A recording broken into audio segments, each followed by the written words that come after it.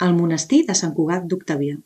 El monestir, tal com avui el coneixem, és el resultat d'un llarg procés constructiu.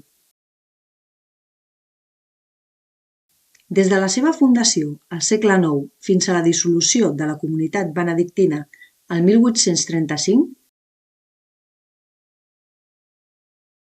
ha sofert successives transformacions arquitectòniques per tal d'adaptar-lo a les necessitats canviants de la comunitat monàstica i als llenguatges artístics de les diferents èpoques. A aquest procés de transformació cal sumar-hi les diverses restauracions del conjunt a partir de 1835, quan deixa de servir a les funcions per a les que havia estat concebut i alberga altres usos.